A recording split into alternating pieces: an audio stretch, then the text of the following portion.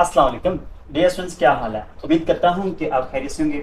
Dear students, आज आप लोगों के साथ चैप्टर नंबर 2 का प्रोबेबिलिटी डिस्ट्रीब्यूशन का एक ऐसा क्वेश्चन डिस्कस करेंगे जो कि एग्जाम्पल में भी गिवन है और आपकी सेल्फ असेसमेंट क्वेश्चन में भी गिवन है।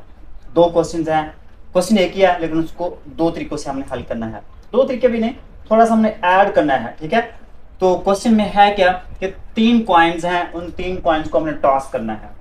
3 कॉइन्स को टॉस करना, और आप लोगों को पता है कि जो कॉइन होता है ना, कॉइन की एक साइड पे हेड और दूसरी साइड पे टेल होता है, ठीक है। तो जब आप कॉइन को टॉस करते हैं 3 दफा तो उसकी पॉसिबिलिटी क्या हो सकती है, ठीक है। और टोटल आउटकम्स क्या हो सकते हैं, सैंपल पॉइंट क्या हो सकता है। तो सबसे पहले आपने वो लिखना है कि सैंपल पॉइंट आपने इसका लिखना है कि तीनों बार हो सकता है हेड आ जाए, या ये भी हो सकता है कि पहली 2 दफा हेड आए और तीसरी बार टेल आ जाए, और ऐसे भी हो सकता है कि पहली बार हेड आए, दूसरी बार टेल आए, तीसरी बार फिर हेड आए, और ये भी है कि पहली बार टेल आ जाए आगे, दूसरी और तीसरी बार हेड आ जाए। आगे ये भी पॉसिबिलिटी है कि पहली बार हेड आए, दूसरी और तीसरी बार टेल आ जाए। ये भी है कि पहली बार टेल, दूसरी बार हेड, तीसरी बार टेल, या फिर पहली और दूसरी बार टेल और तीसरी बार हेड, या फिर ऐसे भी है कि हेड आए ही ना, जैसे कि यहाँ पे टेल नहीं आया, यहाँ पे हेड नहीं आया, ठीक है।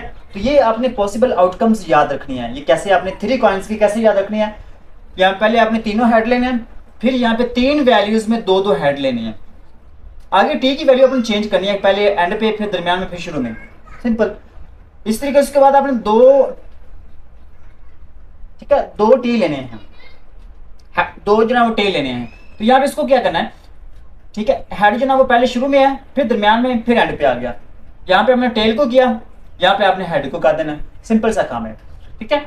और यहाँ पे ट्रिपल टेल आ जाएगा, यहाँ पे ट्रिपल हेड आया और यहाँ पे ट्रिपल टेल आ जाएगा। ये किसके लिए, जब हम कॉइन को 3 टाइम्स रोल करते हैं, ठीक है, उसको फेंकते हैं, टॉस करते हैं, तो उस वक्त हमारे पास ये पॉसिबल आउटकम्स आए थे, ये सैंपल पॉइंट आ जाता है।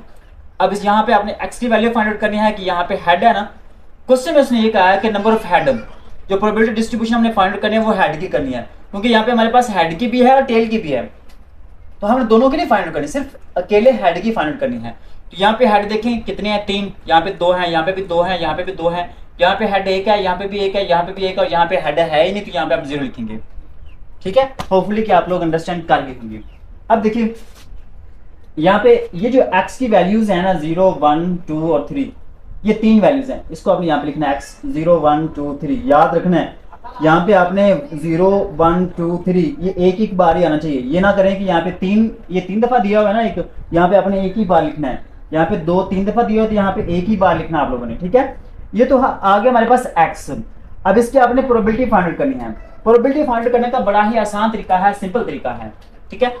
ये पहले आप प्रोबेबिलिटी ऑफ 0 फाइंड आउट करें, उसके लिए आपको कैसे पता चलेगा, सबसे पहले आपने देखना है कि यहाँ पे 0 कितनी बार आया है। 1 बार आया तो यहाँ पे आप 1 लिखेंगे। उसके बाद यहाँ पे देखें ये कितने हैं, ये कितने नंबर है, 1, 2, 3, 4, 5, 6, 7, 8, टोटल 8 है, तो यहाँ पे 8 पे डिवाइड कर देना है, सिंपल। उसके बाद 1 की प्रोबेबिलिटी आपने फाइंड कर दी, यहाँ पे 1 3 टाइम्स आया, 3 दफा आया तो यहाँ पे आप 3 लिखेंगे, और टोटल कितने हैं, टोटल 8 है, तो यहाँ पे 8 पे डिवाइड कर देंगे। सेम टू सेम 2 है, 2 यहाँ पे 3 टाइम्स आया तो यहाँ पे 3 लिखेंगे, नीचे 8 आ जाएगा। सेम टू सेम ऐसे ही है, यहाँ पे 3 जो ना वो एक ही दफा आया है, तो यहाँ पे आप 1 लिखेंगे और नीचे 8 आ जाएगा।